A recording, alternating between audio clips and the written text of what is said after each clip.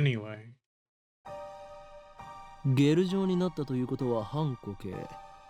すなわち分子同士の結びつきが弱くなっている可能性がある。what could have partially liquefied the bananas? そうか、わかったぞ。I turned to the whiteboard and write freezing in the middle. Then I crossed it out and slapped the board with my hand. 俺たちは冷凍機能だと思い込んでいたが、実は違ったのだよ。A bold statement, if I do say so myself. So, why isn't that anyone's surprise?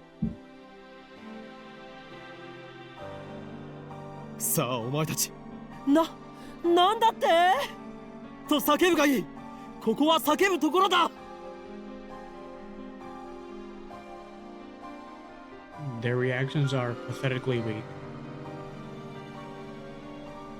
Mayuri probably didn't even understand half of what I said. 冷凍機能じゃないのは分かってるっつーの。Oh. 問題は、じゃあこの機能って何ぞ？何が起きてんの？ってことじゃん。冷凍の逆なら解凍じゃないのかな。実に愚鈍な意見だな、マユリ。それでは普通の電子レンジと同じではないか。じゃあどういうこと？それが分かんないから悩んでるんだお。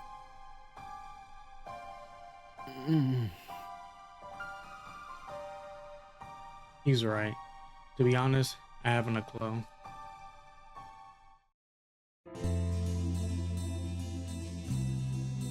In any case, there's nothing we can do about it now. It's time for Daro and I to head to Davir. There's going to be a seminar at ATF, and we have to be there. It's part of our studies at Tokyo Denki University. Summer credits, basically. We have to attend the seminar and write a report. Come to think of it, what's today's seminar about again? I looked it up before the summer holiday began. I should have written it down. ご覧ください。秋葉原駅前のビルに謎の巨大物体が墜落しています。現在、警察による規制が敷かれ、ビルの前まで行くことはできませんが、遠くから見る限りでは墜落した物体は人工衛星のように見えます。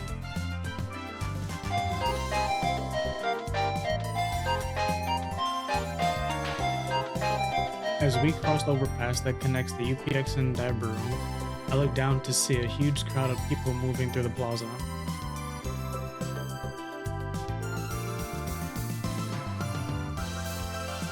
You know, I'm really sad about dropping my Uber.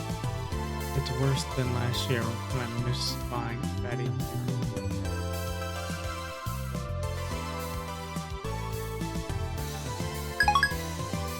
There are some garishly dressed young men and women. The story you don't usually see around Akihabara.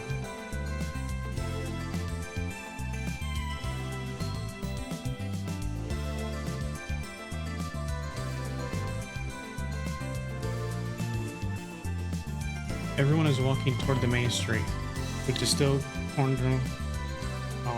ダルはラジカンに見物に行かないのか？どうせ行っても見られないっしょ。もちろんネットに上がってくる情報にはほぼ目を通してるのだぜ。アットちゃんのスレ数100超えたし、勢いすげえ。Oh, so that's why he was staring at his phone earlier.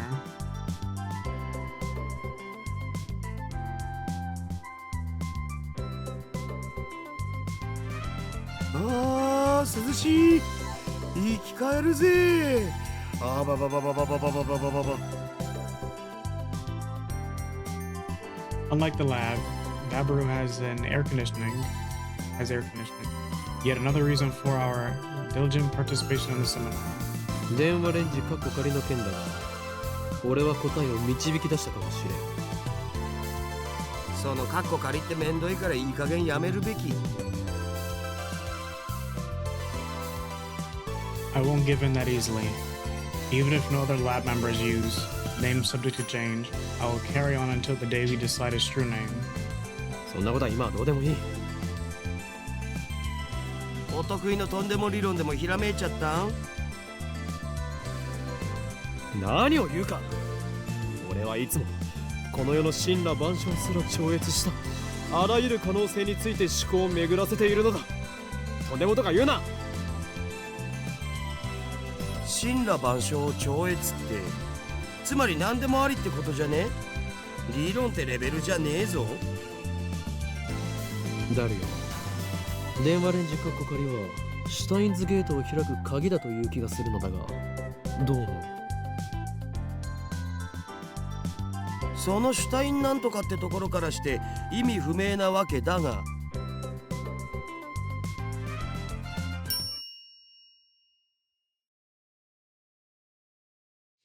The elevator's doors open slowly. As we step out of the elevator, I bump into someone. I quickly grab the person's shoulders to keep him from falling. すいません。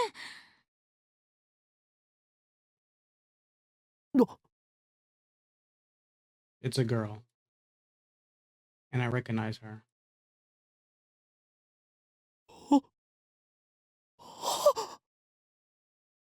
Impossible. Chills run down my spine. I saw this girl just 3 hours ago.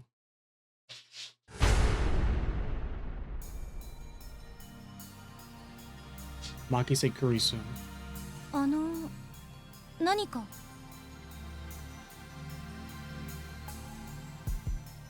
Kurisu frowns and tries to back away, but I don't let go of her shoulder. My grip tightens. 貴様は死んだはずだ。なぜここに。しかも There isn't a single blood stain on her clothes, and they're the same ones she was wearing when I found her. Only a serious wound could have produced that much blood. Yet as far as I can tell, she's completely uninjured. 無傷。痛い。離して。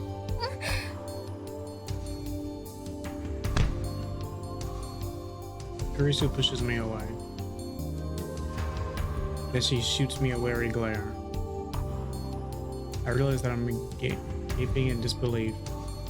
何なの？無事だったのか。怪我は平気なのか。いや、そんなはずはない。マキタクリスは何者かに刺されて血まみれで。またその話かよ。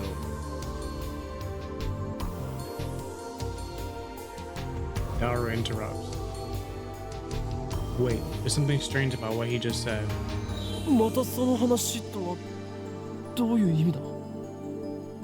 だって1週間前にも僕にそんなメール送ってきたじゃん。メール？俺が？何よバカだ。マキセ・クリスが殺されているのを見たのはほんの3時間前だぞ。ちょっと勝手に殺さないでくれますか？私ピンピンしてますんで。そういえばあのメール変な感じだったな。送信日時が1週間後になってた。つまり未来から来たっつうか。未来から来た？ネットで妙な考察サイトでも見たのか。誰？お前がとんでも理論を言い出すとは珍しい。違うがな。確かにメールの日付は1週間後の28。あ、そっか、28日だから今日じゃん。 Daru pulls out his phone and shows it to me.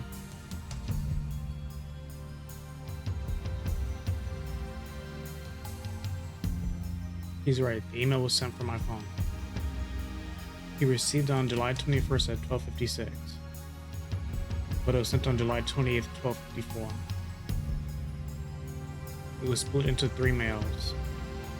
Someone stabbed, Bed Makisei Kurisu don't.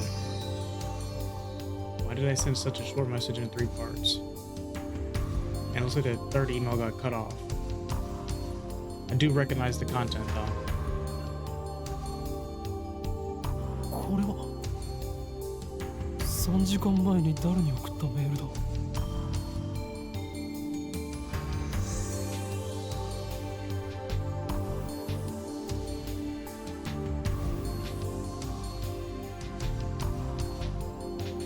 興味深いわね。 Suddenly, Kurisu is standing next to me, peering intently at the screen of Daru's phone. Oh, right. The email's not important. Well, maybe it is, but not right now. The real question is why she's still alive. Is she an illusion? No. An evil spirit? Am I haunted? I don't believe in such unscientific drivel. I'm a mad scientist. I timidly reached up to Kurisu's face.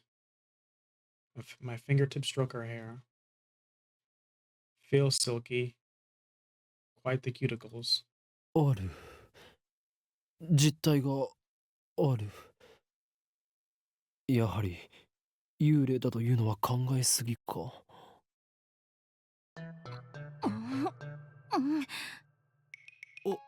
オカリン、まずくね。Poke Kurisu's cheeks with my fingers.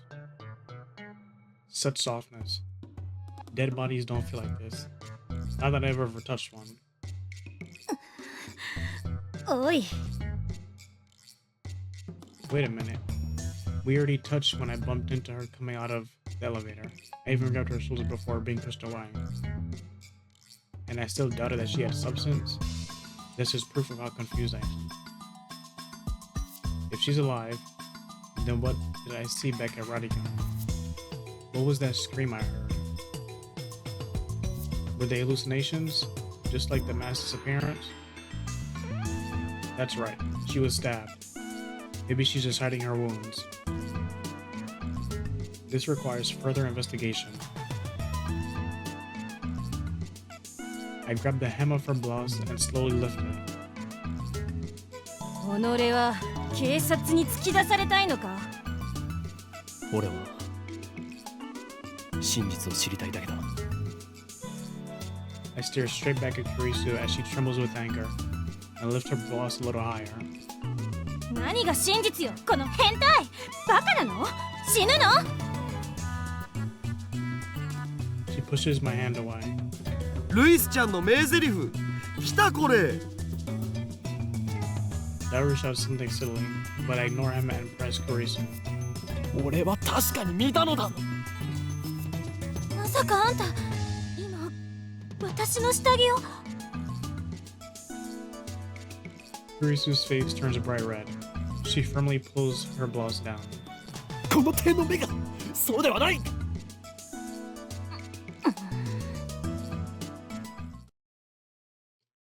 Earlier this afternoon, after Dr. Nagabachi's presentation, someone killed Makise Kurisu and left her in a pool of blood.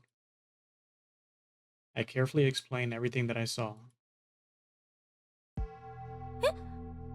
ドクター、中バッチ。オカリン何言ってるん？中鉢の発表会なら中止になったじゃん。中止？そう、人工衛星の墜落で。Something's wrong. Our stories aren't matching up. It's the same thing that happened right after I saw the mass disappearance. My Yuri story didn't match mine. I need to know. Am I caught in some sinister plot? Is this another organization conspiracy? ねえ、ちょっとあなた。我が名は法院京馬だ。違うよ。全然違うよ。法院さん、今の話詳しく教えてほしいんですが。 Looks like she finally understands I'm not lying. but I still don't understand why my memories don't match everyone else's. I doubt that I can give her a good explanation. Just then, an older man steps out the assembly hall.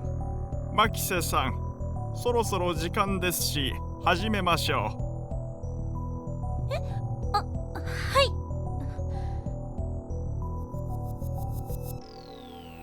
い。Kurisu glances at me one more time, then sighs and heads towards the small conference room. オカリン、とりあえず僕らも行こうぜ。行くとはどういう意味だ？講義を聞きに来たんだろ？ Alright. Daru follows after Kurisu. She come to attend the lecture too? Strange. Why would the girl genius, Makise Kurisu, need to attend a lecture like this? Okay, my guess was a bit off. The girl genius didn't come to attend the lecture. 今日は私のような若輩者の話を聞きに来てくださってありがとう。講義をする方だったのか。Japan's famous girl genius, Makise Kurisu, who had her thesis published at the tender age of 17. According to Daru, she turned 18 a few days ago. I first heard about her when Daru pointed her out in the Gossip magazine article. That's when he told me that she was going to be a guest at ATF. I've forgotten all about it. こういうのは初めてなので緊張してますが、ガチガチなのは多めに見てください。どうぞよろしく。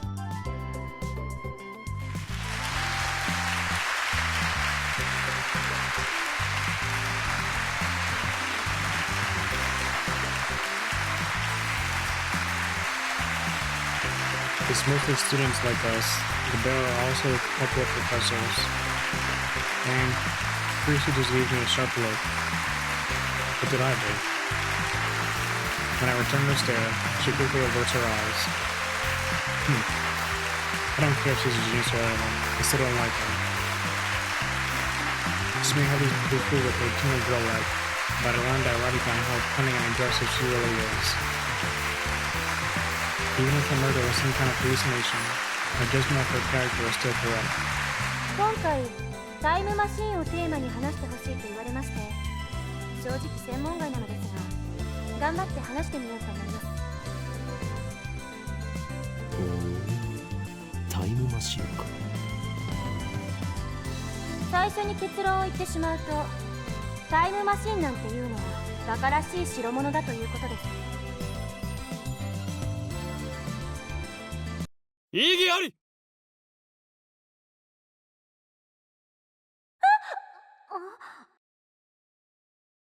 Every member of the audience, not just Kurisu, is startled by my interruption. Perhaps I'm being slightly rude here, but I'm not one to just sit and listen to some genius girls drivel. タイムマシンが作れないと決めつけるのは早計だ。オカリン、無茶しやがって。Sitting at my side, Daru throws me a small salute. ATF staff are approaching, probably to kick me out. Perhaps I got too carried away.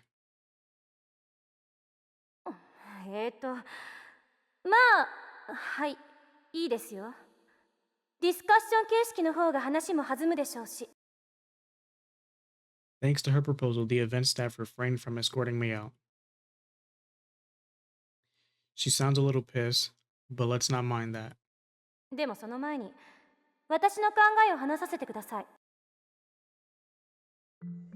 これまで世界中の科学者たちがタイムトラベルについての理論を提唱してきました。主な理論だけでも11に及びます。What are the major theories of time travel? I've heard about cosmic string theory, at least. 中性子星理論、ブラックホール理論、高速理論、タキオン理論、ワームホール理論、エキゾチック物質理論、宇宙紐理論、量子重力理論、セシウムレーザー光理論、素粒子リングレーザー理論、デラック反粒子理論。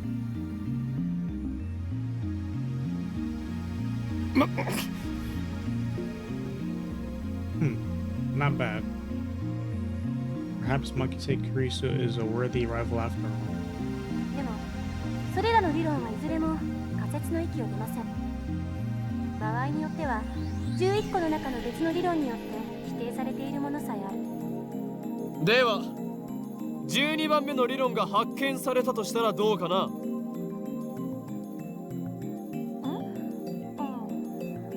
そうですね。それは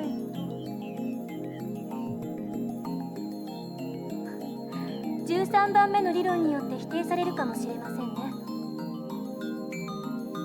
Damn, she twisted my question and used it against me. Touche, genius girl. Suddenly, I feel eyes on me. Some puffed up professors are giving me a hard looks from across the room. Maybe I got too carried away. I don't want to risk losing my credits. I should back off for now. ちなみに未来へのタイムトラベルなら今すぐにでも可能ですよ。アインシュタインの相対性理論によればね。例えば今すぐ羽田空港に行ってそこから沖縄行きあたりの飛行機に乗ればいい。目的地に降り立った時その人は10億分の1秒くらい私より未来に進んでいる。 What does that mean? 移動する速さが高速に近づけば近づくほど時間は遅く流れる。それが相対性理論ですから。極論を言えば光と同じほどの速さで走ることができたら流れる時間はその人だけ半分になるわけで、24時間その速度で走り続ければ周囲では48時間が経ったことになるから丸1日分未来へ飛んだことになるんですよ。おーい京馬さん。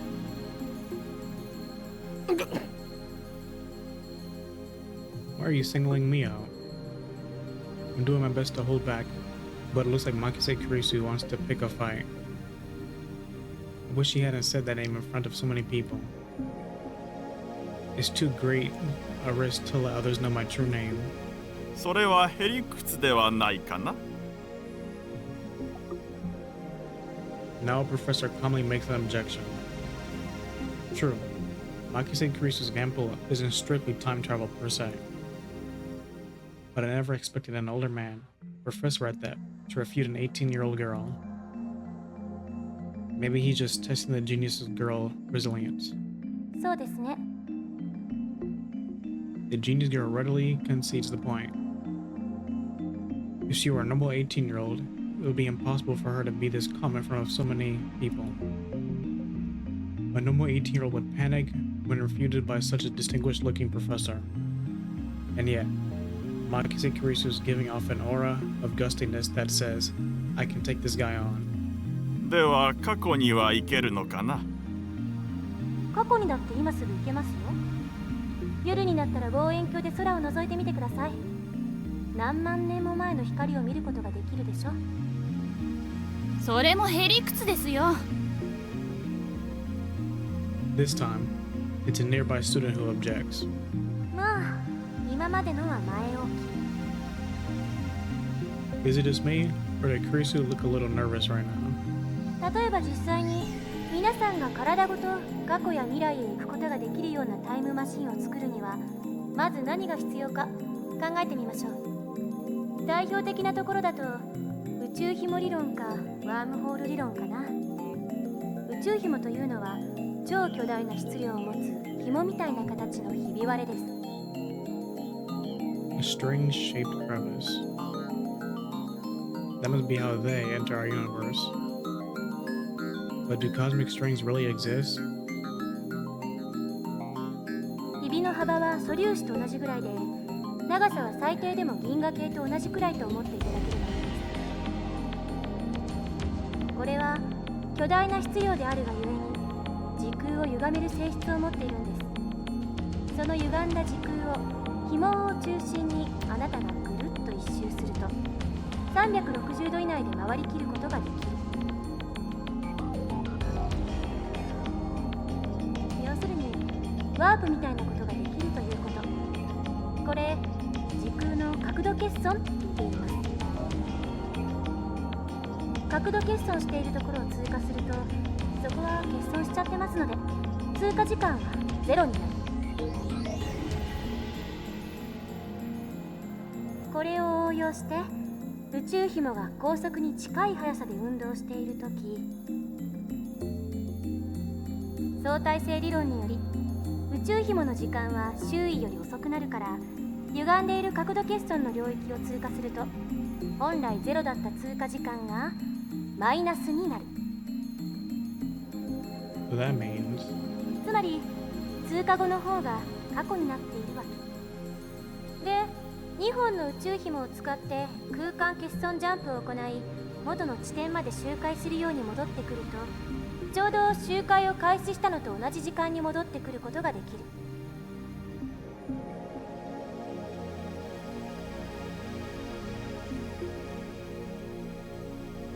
ざっくり言っちゃうと、それが宇宙紐理論によるタイムトラベルで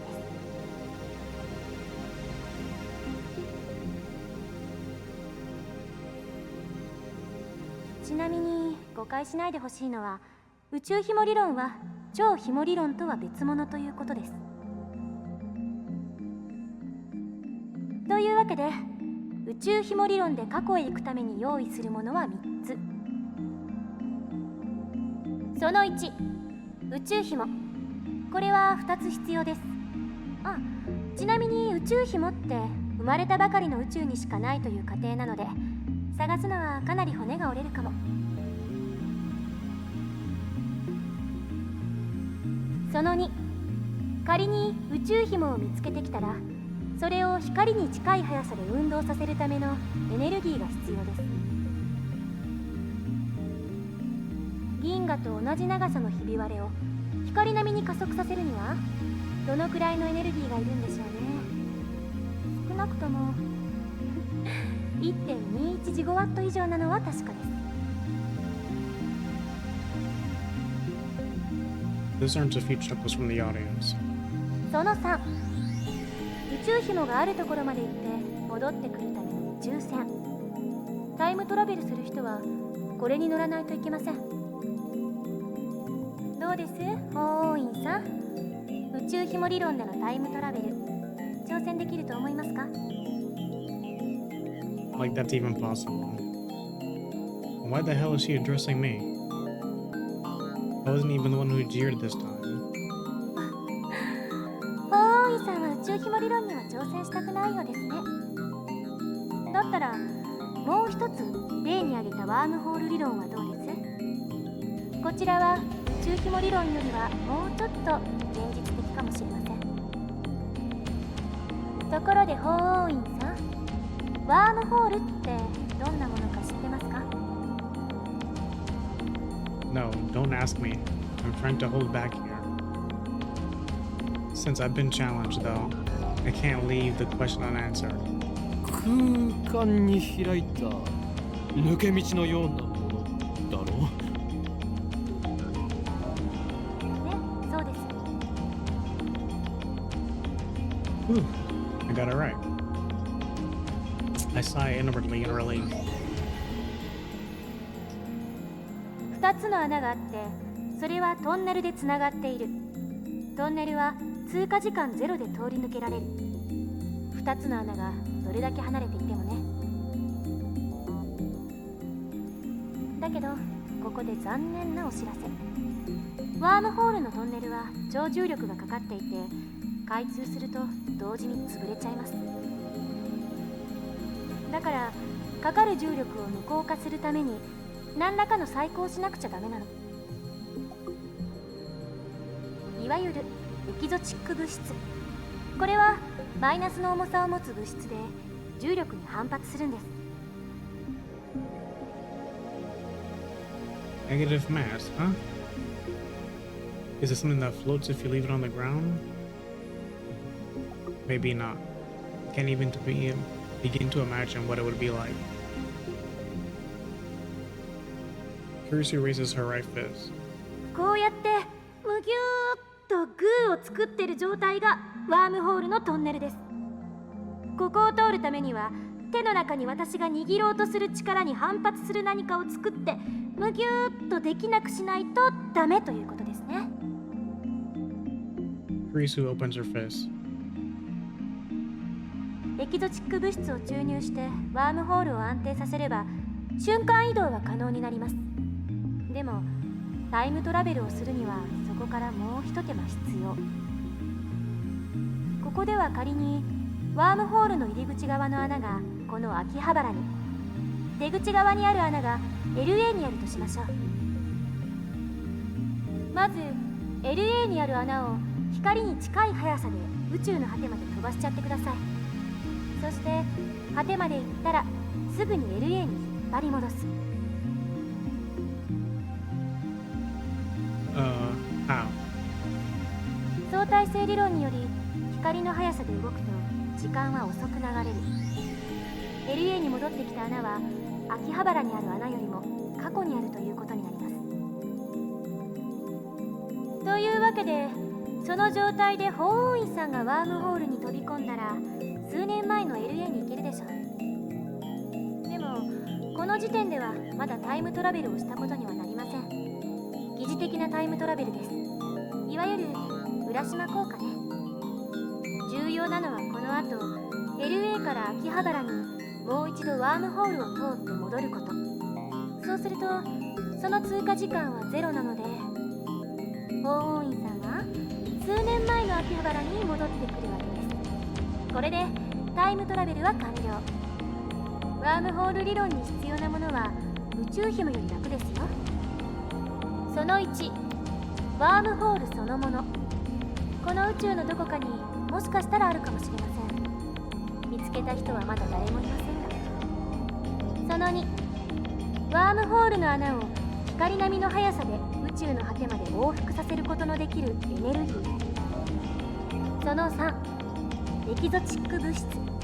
ちなみにこれ実在は確認されてません。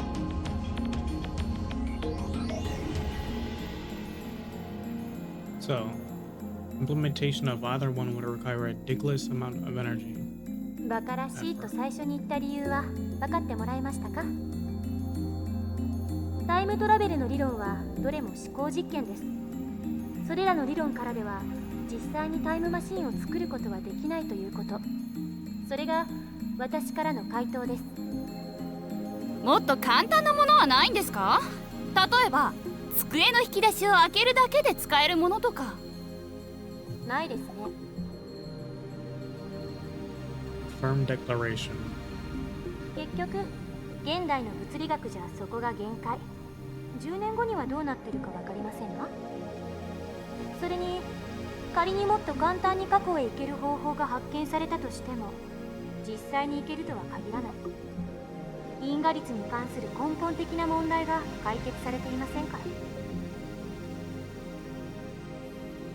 タイムパラドックス、質量保存の法則。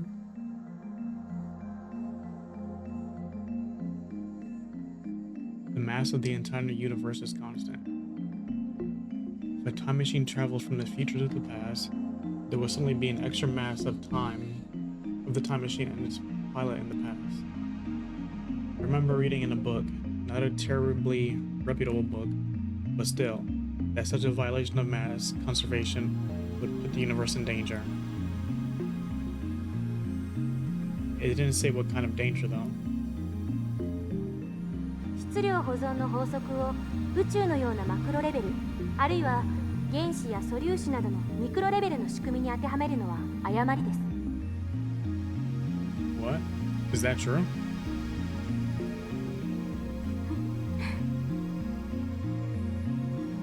She's laughing at my reaction. That little... God, how mortifying. あれは化学反応に対する法則でしかないから。現代物理学においては全く成立しない。無から有は生み出せますから。Wow, that's pretty amazing. では何が問題となるのかね。タイムパラドックスはタイムパラドックスでも親殺しのパラドックスの方です。Oh, That thing where you killed your own ancestor before you were born. そのパラドックスの解が導き出されない限り、タイムトラベルは実現できない。絶対に。殺さなければいいんじゃないの？そんな単純な問題じゃありません。SF 映画と同じように考えるのはとても危険です。あなたが消えるだけじゃ済まされない。Really? It doesn't seem that dangerous. 矛盾が生じることは因果律の崩壊、相対性理論の崩壊、さらにはこの世の全ての物理法則の崩壊を意味するの。パラドックスは理論上の思考実験に過ぎない。現実に起きることはないし、起きてはいけないことなんです。だからたとえ 0.00001% でも起きる可能性のあるどんな行動も絶対に実行には移せない。そう考える方が自然じゃないですか。多世界解釈や自己無矛盾の原理っていう抜け道もありますが、個人的にはファンタジーすぎると思うので認めたくないですね。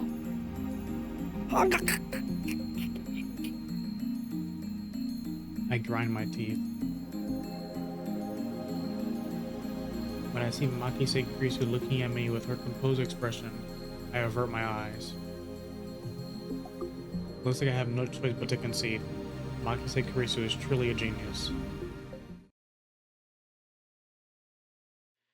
I end up listening to all of Kurisu's lecture at ATF.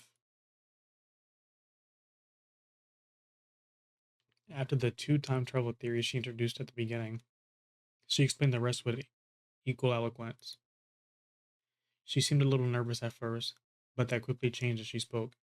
By the end, it was an impressive lecture, so impressive that you wouldn't think it was an 18-year-old's first time. She did well to respond to my malicious questions with sarcasm. She's got guts. Wait, why am I praising her? Leaving that aside, I saw Makise Kurisu dead, and yet she is alive. My memories don't mesh with reality. And not just about Kurisu. My conversation with Dara and Mayuri didn't make sense either. Everything would be solved if I just told myself what I saw was a dream, an illusion, something that never happened. But never say never. This leaves me with no choice. After parting ways with Dara at ATF, I head to Yanabayashi Shrine. I need to get exercise. I seriously doubt that Makise Kurisu ATF was a ghost. Regardless, it's natural to seek an exorcism after such an experience. I'm Japanese. It's in our blood. The Yanabayashi Shrine is located on the other side of the Kanada River. To find it, enter first the roadside after crossing Manabayashi Bridge. Then you would reach a gate, go through it, and it'll be right along the river. It's a very small shrine that doesn't fit with the surrounding multi-tenant buildings. Nanda Myojin is the more famous shrine in Akiba, but I deliberately chose this one. The shrine is so small, you could easily miss it if you weren't looking. Regardless, I can hear the chirping of cicadas from the few trees growing here.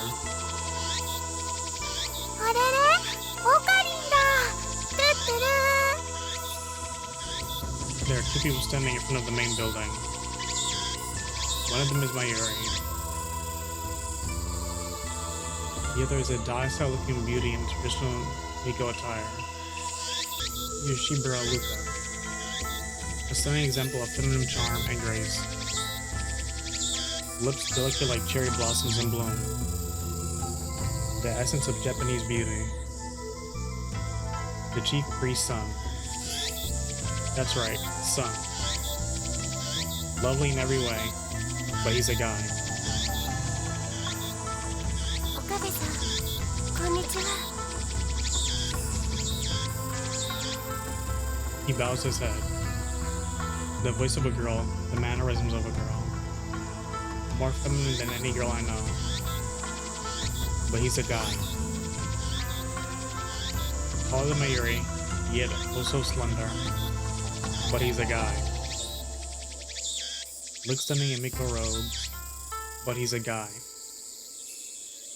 Holding a bamboo broom, apparently in the middle of cleaning, but he's a guy. It's almost evening, yet still hot as hell, but he's a guy. Them cicadas won't show up, but he's a guy. But he's a guy. お前、俺が与えた刀はどうした？ He's a friend of mine. I call him Lukako. We met when I rescued him from some aggressive photographers in Akiba's pedestrian heaven. It also happens that Lukako and my Yuri are classmates. I learned that fact after I had gotten to know him. Lukako is taken aback by my sharp question. He starts fidgeting, a flushed expression on his face and tears in his eyes. 妖刀さみだれのことですよね。そうだ。あれはお前の力を制御するために買ってやったのだぞ。秋葉の武器屋本舗で買ったやつでしょ。980円だっけ。マユリ、以上言うと奴らに消されるぞ。この件については口を出すな。消されちゃうの？おかり、心配してくれてありがとう。でも奴らって誰かな？ Ignore Mayuri's question. それでルカ、妖刀サムダレはちゃんと使っているのか？はい、1日1回は素振りを。あれを用い、精神残張りを極めさえすれば、お前も己の内にある邪悪な炎に焼かれずに済む。Demon sword Midare may be an imitation sword, but that is the only form it takes to hide from the world. When one worthy to yield it appears, it unleashes its true power. It was on sale for only 980 yen, tax included.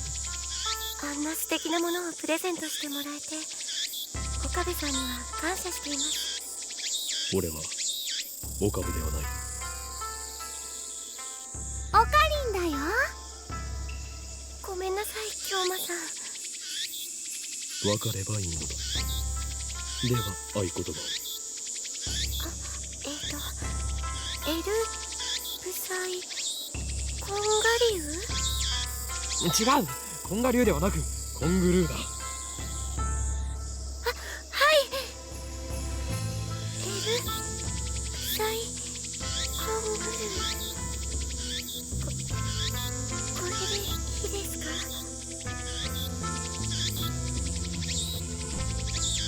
ありがとうございます。Such a lovely smile. But he's a guy. 美しい師弟関係だね。マユシーは不女子じゃないけど、ちょっとドキドキしてきちゃうよ。マユリちゃん、変な想像しないで。Jeez. But we do have a master-disciple relationship. I, Yonin Kyoma, have gone to great lengths to brainwash, teach Lugako about the evil conspiracies that rule the world, and how to resist them. That stuff about the demon sword Samidare is part of that training. Looks aside, Lugako is very obedient and hardworking. Plus, he's always eager to learn new things. The master couldn't ask for a better disciple. Though he does have a weakness of not catching on too quickly and being too shy. それでなぜマユリはここにいる？ルカ君に会いに来たんだよ。来月のコミマでライネットのキラリちゃんコスをしてほしいってずっと頼んでるのに、ちっとも OK してくれないんだよ。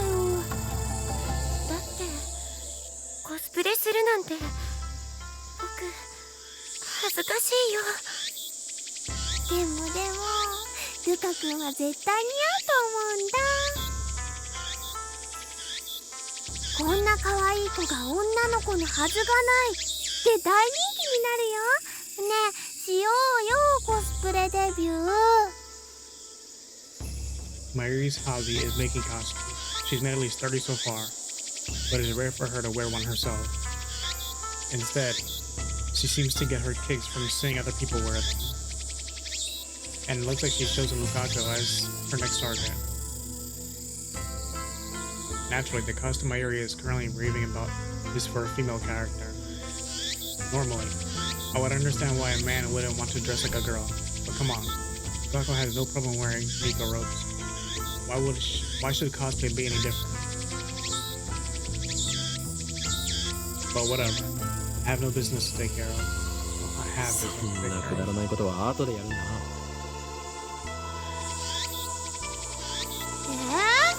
マユシにとっては大事なことだもん。俺にとってはくだらないことなのだ。それよりルカ子よ、俺がこの神社を訪ねたのは他でもない。お祓いを頼みたいのだが、やってもらえないだろうか。 Okay, I'm going to stop here for now. No, see you guys next time.